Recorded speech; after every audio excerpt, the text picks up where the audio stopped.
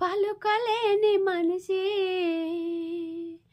పలుకలేని మనిషి పనిలో పాట నేర్చినాడు. ఆ మాటనే మధుర సంగీతముగా కూర్చినాడు. పలుకలేని మనిషి ఉరుముల మెరుపుల చప్పుడు కురివి దద్దరిల్లగా వాన కురిసి వెలిసినంక నెమలి నాట్యమాడగా వెలుగు కళ్ళ వేగులై పక్షులు మెలుకొల్పగా వేగములై నాదములై ప్రకృతిని పాడగా కుహు కుహు కోయిలమ్మ